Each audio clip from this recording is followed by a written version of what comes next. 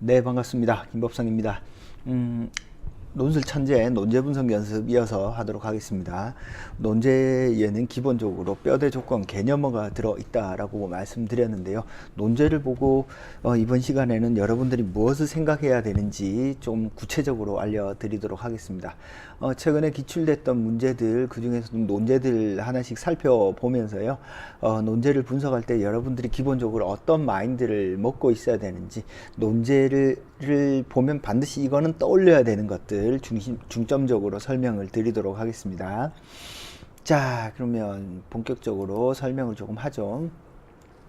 자, 논제에는 이건 연습 문제 7번입니다. 제가 전에도 말씀드렸듯이 연습 문제는 항상 미리 먼저 좀 반드시 풀고 제 설명을 들으셔야 돼요. 문제를 안 풀고 그냥 수업만 들으면 뭔 소린지 모릅니다. 그러니까 풀면 완전히 자기께 되는데, 풀지 않으면 왜 이런 이야기를 하는지 맥락이라든지 의도를 잘 이해를 하지 못해요. 자, 아래는 2016년도 동국대 모의 논술 문제다. 각 문제 뼈대 조건 개념어를 찾고 문제만 보고 글의 분량을 맞춰 글을 구체적으로 구상해보자. 특히 앞에 중앙대 문제의 발표 답안처럼 각 제시문을 몇 문장으로 구성될지 한번 생각해보자.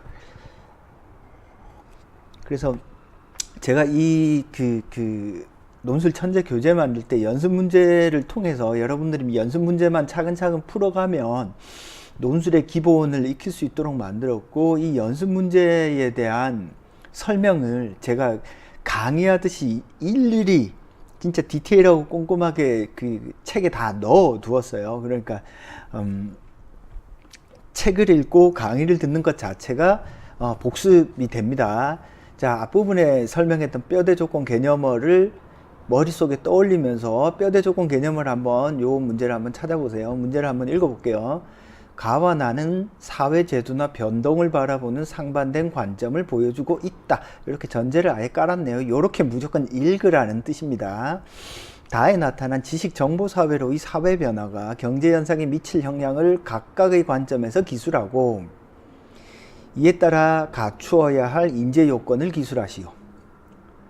와, 지식 정보 사회로 변화가 경제 현상에 어떻게 영향을 미칠지를 기술한 다음에 이에 따라 갖추어야 될 인재 요건을 기술하라고 하는데, 글자 분량이라고 하는 것은 390에서 450자 정도를 요구하네요. 어마어마하게 짧은, 요구하는 건 엄청 큰데 분량은 짧잖아요. 이런 형태의 문제는 학교가 의도하는 바가 거의 제시문에 들어있을 가능성이 높겠네요. 여튼 한번 꼼꼼히 풀어보시고, 풀지 않는 학생들은 잠깐 멈췄다가 생각을 조금 해보신 다음에 뒤에 이어서 강의를 조금 들으면 되겠습니다. 자, 그러면 풀었다는 전제하에 이어서 설명을 한번 해보도록 할게요. 자, 문제를 보시면 제가 항상 제 해설지도 그렇고 대학별 강의 자료도 그렇고 항상 이렇게 뼈대 조건 개념어를 구분해 놓았습니다. 뼈대는 처음부터 끝까지 일관되게 내가 답을 해야 될 거죠. 기술하라, 기술하라. 자, 문제가 요구하는 것은 지식 정보 사회로의 사회 변화가 경제 현상에 미칠 영향을 각각의 관점에서 기술하고, 이에 따라 갖춰야 될 인재 요건들을 기술하시오. 하여튼 기술해야 될 게 두 덩어리네요. 그러면 450자의 글을 쓰는데 대략 한 200자 아니면 250자 이 정도 분량 배분을 해 놓고 앞부분 한 덩어리, 뒷부분 한 덩어리, 이렇게 두 덩어리의 글을 써야 됩니다. 알겠죠? 제시문을 쓰는 것이 아니라 질문에 답하는 형태로 글을 구성하셔야 되겠습니다. 그러니까 기술하는 게 뼈대네요. 그죠? 기술한다라는 말은 무슨 뜻이죠? 뼈대로 치면 설명이랑 유사합니다. 경제 현상에 미칠 영향은 무엇이다? 예를 들어서 가, 나는 모두 상반된 관점을 가지고 있다라고 했으니까 가의 관점에서 나의 관점에서 가의 관점에서 이러이러한 경제 현상에 영향을 미칠 것이고, 나의 관점에서 이러이러한 경제 현상에 영향을 미칠 것이다. 자, 기술하라는 말은 설명하라는 말과 유사합니다. 설명하라는 말. 그러하게 그렇게 경제 현상이 나타나는 이유나 원인은 무엇이다 라고 서술을 해 주시면 되겠네요. 그래서 기술하라고 할 때는 단순히 제시문을 요약 정리하라는 뜻이 아니라 이러이러한 관점에서 보면 이런 현상이 나타날 거야. 왜냐하면 어쩌고 저쩌고. 즉 인과적으로 설명하는 것이 조금 필요하겠습니다. 인재 요건들을 기술, 인재는 어떠어떠한 요건들이니까 이게 복수잖아요. 지금 첫째, 둘째, 셋째 이러이러한 요건들이 필요하다. 왜냐하면 어쩌고 저쩌고 이런 형태로 생각을 해 주시면 되겠습니다. 알겠죠? 무슨 말인지. 그래서 여러분들이 글을 쓸 때 논제를 딱 보는 순간 기술하는 거 한 덩어리, 기술하는 거 한 덩어리, 그죠? 두 덩어리를 기술해야 되고 각각의 관점이니까 가의 관점에서 하나, 나의 관점에서 하나. 인재 요건도 마찬가지로 가나 각각을 쓰든 하나로 뭉쳐서 쓰든 어찌됐건 가의 관점에서 하나, 나의 관점에서 하나. 일단 이렇게 조금 구성을 해 두는 게 필요하겠네요. 그죠? 논제를 보니까 논제에서 묻는 바가 상당히 많네요. 자, 일단 논제에서 요구하는 것들이 어마어마하게 많습니다. 논제에서 요구하는 사항들이 어마어마하게 많죠. 여러분들이 이렇게 논제에서 요구하는 것이 많을 때는요, 대학이 딱 의도하는 바가 있구나라고 생각을 하셔야 됩니다. 요구사항은 많고 분량은 짧잖아요. 그러면 요구하는 것만 답을 해도 분량이 꽉 찬다라는 뜻입니다. 그러니까 이런 형태의 문제를 보는 순간 새로운 것을 딱 쓴다라는 생각을 하지 말고 논제에 들어있는 개념어들을 충분히 내 글에 녹여내야지라는 생각으로 글을 쓰는 게 좋습니다. 그래서 답이 딱 정해져 있고 딱 그것을 써달라는 뜻입니다. 자, 논제의 요구사항이 많고 분량이 이렇게 짧을 때는요, 거의 답이 정해져 있구나라고 생각을 하면 좋습니다. 그래서 논제를 딱 보는 순간 이렇게 출제자의 의도가 보이잖아요. 그러면 고수가 되었다, 논술 고수가 되었다라고 생각하면 됩니다. 자, 답이 있냐 없냐를 판단하는 기준은요, 논술 문제에 답이 있냐 없냐 제시문의 개수 곱하기 분량 하면 돼요. 대략 100자, 150자 곱하기 그 글자 수 하면 되거든요. 지금 이 문제는 제시문 개수가 3개죠. 3개죠. 그죠? 제시문 개수가 3개, 글자 분량은 450자잖아요. 150 곱하기 3 하면 450자 나오죠. 거의 답이 있습니다. 제시문 하나를 쓰는데 150자면 딱 요약 정리하면 거의 150자가 나온다는 뜻이에요. 이 말은 학교 측 의도가 거의 정해져 있습니다. 똑같이 제시문이 3개인데 글자 분량이 1000자인 대학이 있어요. 어디죠? 연대입니다. 그건 어때요? 제시문만 가지고 못 써요. 제시문을 심층적으로 해석하고 분석한 것들을 플러스 알파를 써줘야지만이 1000자를 채울 수 있어요. 반면에 제시문 3개인데 450자? 그럼 제시문당 150자만 써도 450자가 나온다는 뜻이에요. 알겠죠? 어떤 뜻인지. 자, 그래서 논술 문제에 답이 있냐 없냐를 따질 때는 복잡하게 생각하지 말고요. 제시문 개수 곱하기 100, 150 정도 해서 그 안쪽이면 거의 대학이 의도하는 바가 있다. 그 이상이면 더 나아간 심층적인 사고를 해서 제시문에 있지 않은 뭔가 한 발 더 나아간 것을 원고지에 써 주어야 한다라고 생각을 하시면 되겠습니다. 자, 그 다음에 조건 보겠습니다. 조건은 뭐 각각의 관점에서 이에 따라 갖추어야 될 인재 요건들을 써야죠. 자, 조건은 뭘 하는 거라고 했죠? 개념화 하는 거라고 했죠. 개념화. 뼈대에는 분명하게 답을 하고 조건은 개념화해야 돼. 각각의 관점이라고 했으니까 가의 관점이 무엇이다, 나의 관점이 무엇이다 라고 명확히 개념적으로 빡 제시를 해야 되고, 이에 따라 갖춰야 될 인재 요건들이라고 했으니까 최소 2개 이상은 여러분들이 써 주셔야 됩니다. 무조건 지켜야 돼요. 그죠? 그래서 논술 문제 풀 때 반드시 지켜야 될 것들이 있습니다. 자, 개념어 보겠습니다. 논제의 개념어를 보시면 사회제도나 변동, 상반된 관점, 지식, 정보, 사회로의 변화, 경제 현상, 인재 요건들, 논제 안에 이런 어떤 주제들이, 개념어들이 많이 들어있죠. 이럴 때 어떻게 하라고 그랬죠? 표를 만드는 게 좋습니다. 표를. 가나는 어떤 관점인가? 문제를 보시면 아시겠지만 사회를 바라보는 관점, 여러분들 사탐 시간에 많이 배우죠. 동국대는 거의 대부분이 답이 딱 떨어지는 문제를 내고요. 1번, 2번은 거의 답이 딱 떨어지고 3번만 조금 긴 형태로 내는데 3번 같은 경우도 학교 측 의도가 거의 분명하게 정해져 있는 경우가 거의 한 7, 80%입니다. 그러니까 어떤 기발하거나 창의력 있거나 심층적 사고를 요구하는 것보다 텍스트에 대한 정확한 독해, 그리고 그것을 종합해서 뭔가 글을 쓰는 것, 그 정도 수준을 요구하는 거라 기본적인 독해력을 가지고 있는 학생들은 동국대는 충분히 지원해 볼 만합니다. 다만 세 문제를 정말 하나도 틀린 것 없이 꼼꼼하게 써 주시는 게 합격의 비결이다 라고 보시면 되겠습니다. 가나는 기능론과 관점, 가의 관점은 기능론, 나의 관점은 갈등론이에요. 요거는 뭐 문제를 보시면 알겠지만 굳이 사회를 바라보는 관점? 생각을 해봅시다. 사회를 바라보는 관점에는 어떤 게 있죠? 사회를 바라보는 관점에? 근데 여러분들 그 논술 문제를 풀 때 논제에 이런 말이 들어있으면 아무 생각 없이 그냥 제시문만 봐요.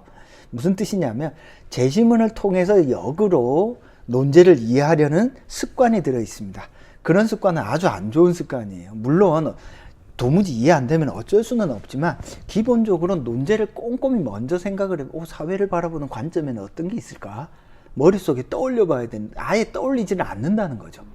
그러니까 수능에서의 문제를 바라보는 것과 논술에서 논제를 이해하는 것은 그런 점에서 조금 차이가 있습니다. 자, 어찌됐건 간에 각각의 관점들 그리고 논제에 들어있는 이런 개념어들은 정말 구체적으로 지식정보사회로의 변화, 제시문에 지식정보사회로의 변화를 물었잖아요. 그죠? 그럼 과거 사회와 지금 사회가 다르다라는 거잖아. 변화라는 말은 어떤 뜻이 담겨 있어요? 시간의 개념이 들어있어요. 과거에는 이랬는데 지금은 이렇고 앞으로는 이렇게 될 거야. 변화라는 말이 논제에 들어가 있는 순간 여러분들은 아이고 시간순으로 내가 개념적으로 딱 과거에는 이랬는데 현재는 이렇다라는 형태로 정리정돈을 해야 되겠구나라는 생각을 먼저 미리 머릿속에 해야 된다는 뜻이에요. 자, 경제현상이라는 단어가 돼. 경제현상은 에는 뭐가 있어요? 생산, 소비, 그죠? 거시경제, 미시경제 이런 다양한 경제 현상들이 있잖아요. 그죠? 인재 요건, 인재 요건도 지적인 능력, 어떤 신체적 능력, 여러 가지 요건들이 있을 거 아니에요. 텍스트를 분석하는 능력, 아니면 종합하는 능력, 활용하는 능력, 다양한 인재 요건들이 있을 텐데 그런 것들 대부분 어떻다? 제시문 안에 다 들어있다. 학생들이 꼼꼼하게 찾을 수 있냐 없냐를 묻는 문제다라고 보시면 되겠습니다. 알겠죠? 무슨 말인지. 자, 그래서 여러분들이 이런 문제를 보시면 논제 안에 들어있는 어떤 개념어들을 꼼꼼하게 찾으면 되겠습니다. 자, 오늘 진짜 본격적으로 할 얘기가 이제 나왔네요. 앞에 논제를 분석할 때 여러분들은 뼈대 조건 개념어 이 세 가지는 반드시 머릿속에 조금 넣어 두셔야 돼요. 요거는 기본 중에 기본입니다. 자, 그런데 학생들이 탁월한 글을 쓴다 혹은 수준 높은 글을 쓴다라고 하는 건 어디서 갈리느냐? 대학이 묻고자 하는 어떤 문제 상황, 딜레마, 주제를 얼마나 정확하게 파악하느냐에 학생이 안정적인 어떤 4%, 3% 안에 들어가는 글을 쓰느냐 마느냐로 나누어집니다. 논술 문제를 딱 보면 아이들이 답하는 데 급급해서 도대체 뭐가 문제인지를 생각해 보지를 않아요. 그러니까 논술 문제로 낼 때는 이게 우리 사회, 인류가 살아가는 혹은 윤리, 도덕적, 정치적, 경제적, 사회, 문화적인 어떤 딜레마적인 문제를 항상 담고 있습니다. 이러지도 못하고 저러지도 못하는 딜레마적인 문제를 항상 담고 있음에도 불구하고 학생들은 깊이 있게 생각을 하지 않고 그냥 답하는데 급급한 경우가 많아요. 그래서 반드시 뼈대 조건 개념화가 조금 숙지되었으면 이 문제가 근원적으로 묻는 질문은 뭐지를 생각을 해야 되고 이걸 정확히 찾아야 돼요. 자, 딜레마라는 건 뭐죠? 이러지도 못하고 저러지도 못하는 거예요. 자, 논술 문제가 답이 딱 정해져 있는 어떤 형태를 낸다고 할지라도 이럴 수도 있고 저럴 수도 있는 어떤 갈등하는, 충돌하는 것에 문제를 내는 거예요. 그랬을 때 이 학생이 이 충돌하는 문제의 다양한 측면들을 검토해 볼 수 있는가? 묻는 거예요. 그래서 연대는 아예 그런 충돌하는 문제를 다양한 측면에서 검토할 수 있냐 없냐를 보기 위해서 연대는 아예 대놓고 다면 사고용 논술 문제를 낸다라고 이야기를 하고 있잖아요. 마찬가지입니다. 연대뿐만이 아니라 어떤 대학도 마찬가지예요. 어떤 특정한 주제를 던져놓고 있으면 그 주제를 다양한 측면에서 이 학생이 사고할 수 있나 없나를 봐요. 그러면 이 문제가 그냥 답이 딱 정해져 있는 그런 걸 안 낸다는 뜻이에요. 이 문제의 반대편에는 이런 생각도 있고 또 다른 측면에서는 이런 것도 있는데 내가 따져보니까 어떻더라. 마찬가지입니다. 이 문제도 그런 측면들이 담겨 있어요. 앞부분에 우리가 중앙대 문제를 풀었잖아요. 뭘 물어봤죠? 진정한 소통의 측면에서를 물어봤죠. 이게 핵심되는 주제예요. 진정한 소통이라고 하는 게 잘 안 된단 말이에요. 핵심되는 묻는 문제라는 뜻입니다. 이 문제도 마찬가지예요. 어떤 측면에서 경제를 바라보는 것이 그나마 합리적인가, 타당한가, 혹은 사회가 이렇게 변화하는 상황에서 어떠한 인재가 우리 사회에 필요한가를 묻는 거라는 거죠. 그냥 생각 없이 이런 인재가 필요해요를 그냥 원고지 칸 채우듯이 써주길 요구하는 문제가 아니다라는 뜻입니다. 알겠죠? 어떤 뜻인지. 자, 그래서 뼈대, 조건, 개념어, 그 다음에 여러분이 생각해야 될 건, 와, 진짜 핵심적인 딜레마, 쟁점이 뭐지? 네 번째입니다. 이 4번이 여러분들이 다른 학생과 구별되는 탁월한 글을 쓰게 하는 겁니다. 자, 그 다음에 논제를 분석을 하고 나면 여러분들이 일정 정도 스스로 글을 구성할 수 있어야 돼요. 아, 대략 어느 정도까지 구성이 되겠다. 특히 이렇게 짧은 글은요, 복잡하게 생각하지 말고요. 어떻게 글을 쓰는 게 좋냐면 논제가 요구하는 순서대로 쓰는 게 좋아요. 아까 말씀드렸잖아요. 답이 딱 정해져 있는 문제. 150자 곱하기 3 했는데 450자가 나와서 답이 있네? 그럼 어떻게 써라? 논제가 요구하는 순서대로 써라. 자, 어떻게 하는지 한번 봅시다. 가와 나는 사회제도 변동을 바라보는 상반된 관점을 보여주고 있다. 여러분 글을 어떻게 쓰면 돼요? 그냥 순서대로 쓰세요. 가에는 사회제도나 변동을 XX의 관점에서 나타나고 나의 사회제도나 변동은 이러이러한 관점에서 나타난다. 알겠죠? 다이는 지식사회정보로서의 어떤 과거와 달리 어떤 사회적 변화가 나타나는데 이러한 변화로 인해서 가의 관점에서 보면 어떤 경제현상이 나타날 것이고 나의 관점에서 보면 어떤 경제현상이 나타날 것이다. 무슨 말인지 알겠어요? 논제 요구 순서대로 논제가 이렇게 있으면 여기에다가 살을 붙이면 450자가 되는 글이 되는 거예요. 논제가 이렇게 있으면 이거를 살을 붙여서 그냥 순서대로 쭉 풍부하게 썼다 라고 생각하면 돼요. 자, 이런 형태의 문제를 내는 대학이 아주 많습니다. 외대, 동국대, 단국대. 알겠죠? 무슨 말인지? 그래서 논제에 묻는 말에 순서대로 명확하게 답을 하고 하면요, 어떤 느낌이 나냐면 직접적으로 답을 한 느낌이 납니다. 알겠죠? 그래서 제가 써놨어요. 논제 순서대로 답을 하면 이 칸에 그냥 빈칸에 XX 대신에 YY 대신에 내가 분석한 것만 넣어두면 되는 거예요. 그러니까 앞에서도 이야기했잖아요. 논제 요구사항이 많으면 많을수록 쉬운 문제다, 어려운 문제다, 쉬운 문제다. 논제 요구사항이 많으면 많을수록 글이 훨씬 더 쓰기 쉬워요. 처음에는 어렵지만. 무슨 뜻인지 알겠죠? 그래서 요 순서대로 그냥 쓰는 거예요. 이게 뭐야? 구성이야, 구성. 우리가 어떤 논술 문제에 대해서 구성을 한다라고 할 때는 여러분한테 뭔가 어마어마한 새로운 것들을 완전히 써달라고 요구하는 대학은 거의 없어요. 거의 없고 써야 될 것들이 이미 논제를 보면 다 정해져 있다. 거의 7, 80%는 다 정해져 있고 지금 동국대 문제는 거의 90%가 정해져 있는 거고요. 10% 정도 여러분들이 독해서 넣어달라는 뜻입니다.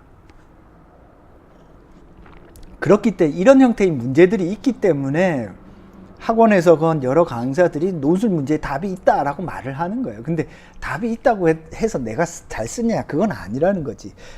우리는 얼마나 명확하게 답을 찾아가는 방법들을 연구할까, 찾아낼까, 독해는 어떻게 할까에 대한 연습들을 꾸준히 착실하게 하지 않으면 논술에 답이 있다고 해서 내가 답을 찾을 수 있는 건 아니다. 자, 그래서 이런 형태로 어때요? 정확하게 답을 찾는 습관들을 조금 분명하게 글을 쓰는, 논제의 요구사항이 많으면 많을수록 거기에 살을 붙여서 뿍 불리면 뭐가 돼요? 내가 쓴 글이 된다.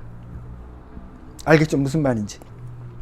그래서 독해를 중심으로 써야지 제시문 중심으로 글을 쓰시면 글이 안 좋습니다. 그래서 논제를 꼼꼼하게 읽고 논제를 중심으로 글을 쓰는 것이 좋습니다. 알겠죠? 무슨 말인지. 자, 그래서 연습 문제 8번 더 넣어놨어요. 최근 기출문제 중에 여러분들이 연습해 볼 만한 문제들을 넣어놨거든요. 뭐냐면은 논제만 보고 뼈대, 조건, 개념어, 더 나아가서 문제 상황, 글에 대한 간략한 구성, 요 5가지를 여러분들이 하는 습관을 들이는 게 좋아요. 자, 특히 대학별 연습을 할 때 제일 먼저 해야 될 그 글을 막 쓰는 게 아닙니다. 여러분들이 자, 예를 들어서 내가 연세대학을 가고 싶다. 그러면 어떻게 하면 돼요? 연세대학교 기출문제를 쭉 다운받은 다음에 연세대학교 기출문제들을 논제만 한번 쭉 살펴보면서 아유, 이 대학의 논제는 어떤 특징이 있구나. 뼈대, 조건, 개념어, 문제 상황, 그리고 글에 대한 구성까지 대략 한번 생각을 해보면서 아, 이 대학의 문제 스타일이 어떤지를 생각해 보는 것들이 여러분들에게는 큰 도움이 됩니다. 알겠죠? 무슨 말인지. 그래서 연습 문제 요거 보면서 뒤에 한번 6개 대학 문제 한번 쭉 풀어 보시고요. 제가 뒤에 답은 다 넣어 두었습니다. 여러분들이 하나하나 읽어 보면서 문제 상황이라든지 핵심되는 딜레마라든지 이런 것들을 좀 찾아보는 게 좋겠습니다. 가장 중요한 건 핵심되는 어떤 딜레마, 쟁점들을 논제를 보고 딱 찾는 게 중요하고요. 뼈대, 조건, 개념어가 숙지됐다라는 전제하에 핵심되는 쟁점이 뭐야, 딜레마가 뭐야, 주제가 뭐야, 그게 머릿속에 꼭 각인이 되고 그 주제를 중심으로 글을 쓴다라는 생각을 반드시 가져야 돼. 아주 중요한 겁니다. 알겠죠? 그래서 논제를 보고 주제, 이게 왜 문제지? 이런 생각들을 반드시 하는 습관을 조금 들이자. 알겠죠? 무슨 말인지. 자, 논제 분석 정리를 조금 합시다. 자, 논제 분석 말씀드렸죠. 뼈대, 질문에 명확히 답을 하셔야 되고요. 조건, 가를 참조해서 어때? 가에서 무엇을 참조하면 개념화해야 됩니다. 개념어가 나왔어. 어때? 구체적으로. 자, 지식정보사회로의 변화가, 지식정보사회로의 변화를 물었잖아. 과거에는 어땠는데 지금은 이렇다. 어때? 구체적으로. 개념어는 각각의 제시문에서 어떻게 구체적으로 나타나는지. 딜레마, 주제나 쟁점을 명확히 파악하고 구성, 질문의 모든 것에 하나도 빼놓지 않고 답할 수 있도록 원고지에 적절히 배분을 해두는 것. 이 5가지를 익숙하게 딱 보는 순간 자동적으로 하는 게 뭐예요? 논제 분석의 기본이다 라고 볼 수 있겠습니다. 알겠죠? 무슨 말인지. 자, 요걸 머릿속에 꼭 넣어두시고 요거 저 합격수기네요. 이건 한번 여러분들 읽어보시면 될 것 같습니다. 자, 오늘 설명은 여기서 마치도록 하겠습니다. 감사합니다.